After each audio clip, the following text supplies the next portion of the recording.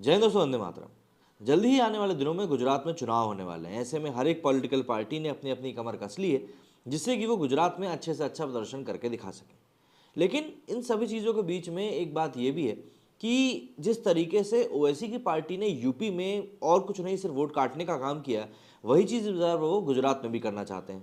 हालांकि गुजरात में उन्हें प्रोवोकिंग का कोई काम ऐसा नहीं है जो ना किया हो, लेकिन उसके बावजूद उनको उस प्रकार का सपोर्ट मिलता हुआ दिखाई नहीं दे रहा है जैसा कि उन्होंने उम्मीद करी थी। लेकिन यहाँ पर सबसे बड़ी बात ये भी है समझने वाली कि जो चीज़ें इस समय गुजरात में चल रही हैं, जिस तरह का घटनाक्रम चल रहा है, आप देखेंगे जब वहाँ पर गुजरात में प्रचार प्रसार शुरू किया तब ऐसा लग रहा था कि वो एक काफ़ी स्ट्रांग पार्टी बनकर उभर सकती है। लेकिन जैसे जैसे समय बीतता गया, आम आदमी पार्टी वहाँ पर अपना ग्राउंड खोती रही और फिर उसके बाद उन्होंने अपनी इज्जत बचाने के लिए जिस तरीके से एक एक करके चीज़ों को करना शुरू किया, वो कहीं से कहीं तक भी उनके काम नहीं आ रहा। ऐसे में ओवैसी जब सूरत पहुंचे तब काफ़ी सारी चीज़ें ऐसी हुई हैं जो कि वाकई में उनका दिल दहला सकती हैं, क्योंकि उनके अपने ही उनको यहाँ पर सपोर्ट नहीं कर रहे हैं। ऑब्वियसली बात है, गुजरात में कुछ तो अच्छा हो रहा होगा जो इस तरह से नफरत फैलाने वाले नेताओं को कोई सपोर्ट नहीं कर रहा। गुजरात में विधानसभा चुनाव बेहद नज़दीक है। भारतीय जनता पार्टी और कांग्रेस के बीच सियासी घमासान का अंजाम क्या होगा, ये 8 दिसंबर को साफ हो ही जाएगा। फिलहाल सर्वे एजेंसियां जनता का मूड भांपने में जुटी हैं। गुजरात की 282 सीटों में से 117 पर 10% से भी ज़्यादा मुसलमान वोटर्स हैं। ऐसे मुसलमान वोटर्स चुनावी नतीजों के लिए बेहद अहम है। एबीपी न्यूज़ और सी वोटर ने साप्ताहिक सर्वे के जरिए ये पता लगाने की कोशिश करी है कि किस दल को कितने मुस्लिम वोट दे सकते हैं। सर्वे के नतीजे काफ़ी चौंकाने वाले आए हैं। अब तक मुसलमानों के वोटों पर करीब 80% तक कब्जा जमाती रही कांग्रेस को काफ़ी ज़्यादा नुकसान होता दिख रहा है। आम आदमी पार्टी और असदुद्दीन ओवैसी की एआईएमएम की एंट्री ने मुकाबले को और भी ज़्यादा दिलचस्प बना दिया है। सर्वे में कांग्रेस को 47% मुसलमानों के वोट मिलने की भविष्यवाणी की गई है, तो दूसरे नंबर पर आम आदमी पार्टी रह सकती है।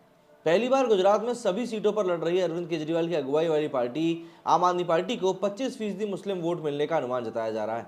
सर्वे में एक और दिलचस्प बात ये निकलकर सामने आई है कि भाजपा को करीब 19% मुसलमान वोट दे सकते हैं। इससे ही बड़ी बात यह है कि खुद को मुसलमानों के सबसे बड़े पैरोकार कहने वाले ओवैसी को ज़्यादा सफलता मिलती दिख नहीं रही। करीब 3 दर्जन सीटों पर चुनाव लड़ने जा रही एआईएमआईएम को 9% मुसलमान यहाँ पर वोट दे सकते हैं। सर्वे में यह भी पूछा गया कि गुजरात में ओवैसी को कितना बड़ा फैक्टर मानते हैं, तो 44% लोगों ने कहा कि वे बहुत बड़ा फैक्टर साबित होंगे। वहीं 25% लोगों ने कहा कि कम बड़ा फैक्टर साबित होंगे। वहीं 31% लोगों ने यह भी कहा है कि ओवैसी को गुजरात में कोई फैक्टर मानना ही नहीं चाहिए। लेकिन ओवैसी के लिए सिर्फ ये एक सर्वे एक गलत चीज़ नहीं थी।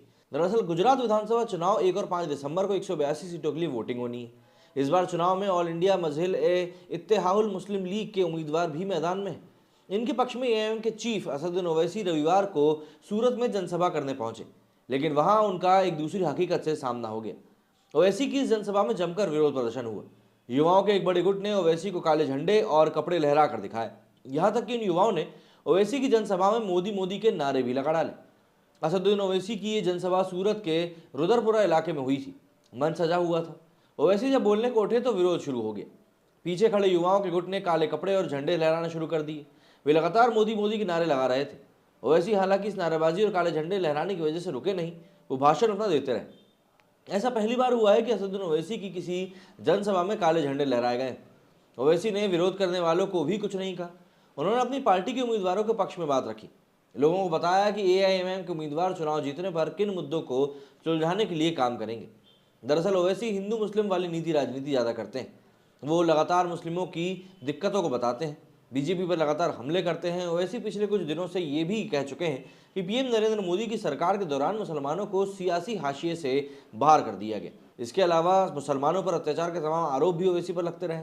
माना जा रहा है कि सूरत में उनकी इसी हिंदू मुस्लिम सियासत के खिलाफ युवाओं ने ये प्रदर्शन किया था। जाहिर सी बात है, अभी कुछ समय पहले जब ऋषि सुनक वहाँ पर प्रधानमंत्री बने थे ब्रिटेन में, तब भी असदुद्दीन ओवैसी ने कहा था कि न जाने भारत में कब एक मुस्लिम पीएम बनेगा या फिर एक हिजाब वाली लड़की पीएम बनेगी।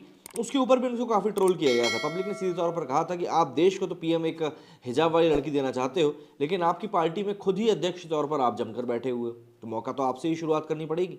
ऐसे में अब ऑब्वियस सी बात है, गुजरात में जो भी कुछ चीज़ें होनी है उसमें ओवैसी का इतना बड़ा फैक्टर तो मुझे नहीं लग रहा, लेकिन हाँ, वोट काटने का काम वो जरूर कर सकते हैं। मेरे सुनिए फिलहाल इतना ही। जय हिंद, जय भारत।